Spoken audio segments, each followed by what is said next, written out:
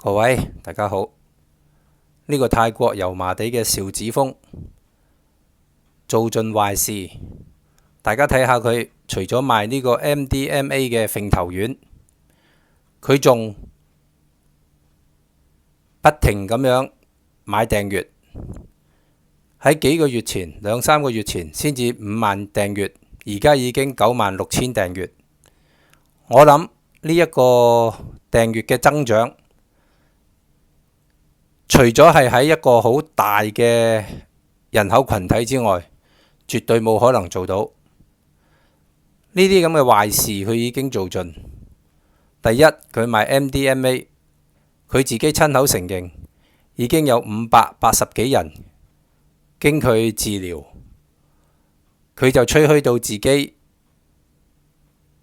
已經醫好咗580人，得2個人唔得。大家可以知道呢個人又係一派胡言，一個邵子峰，一個七仙魚趙玲，都係 YouTube 頻道嘅一個敗類。有佢哋呢啲咁嘅敗類喺度，只會令到 YouTube 越嚟越差。佢通過 YouTube 結識好多人，跟住就散播佢賣 MDMA 嘅構想。其實已經有好多人俾佢害過。最近紙上流年第3條影片就係嗰個俾佢害過嘅一個先生親自上去作證。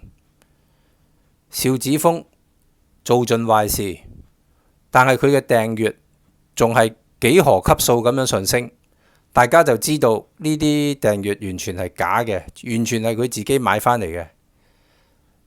希望大家可以舉報佢，以我一個人嘅力量絕對搞唔掂佢，而且佢仲有翁靜晶同佢加持。我曾經喺一條片裏邊聽過翁靜晶不停提佢嘅名。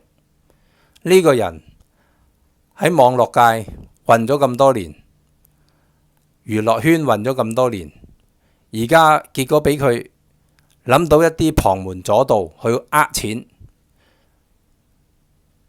佢背後當然係有一個有勢力嘅人支撐佢，而呢個人就係翁靜晶。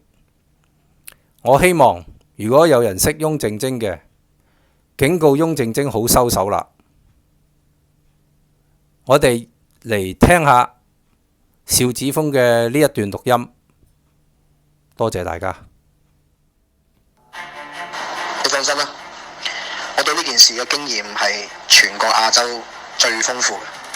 我係最知道 MDMA 療程係做到啲咩嘅人喺亞洲，所以只要你返嚟香港，只要你有機會返嚟，然之後約時間，我寫包單，我一定幫你搞得掂。唔好嘅話唔收錢就得，因為你都知啊，如果我要呃你嘅話，我最多呃你1000蚊嘅。不過唔緊要，唔好嘅話，直頭係唔需要收。你過數俾我都冇用㗎，要同你做療程啊嘛，要見面㗎。你要返香港㗎，咁要提一提你，呢個療程喺香港係唔合法嘅，咁所以唔好周圍同人哋講。咁我喺19年開始就已經幫人哋做呢個療程，做咗580幾個人，去到今天。喺咁多年嚟，我只有2個嘅冇進展嘅個案，唔係叫失敗嘅，即係冇乜進展咁樣。580幾個人得2個冇乜進展。咁你可想而知我成功率有幾高？我建議你為咗自己好，盡快安排返嚟香港約我見面，然之後我幫你做療程。睇完呢個紀錄片，完全有唔明嘅，有咩 bias 嘅，有咩驚嘅，直接同我講，話俾我聽，問我問題，我乜都識得答你。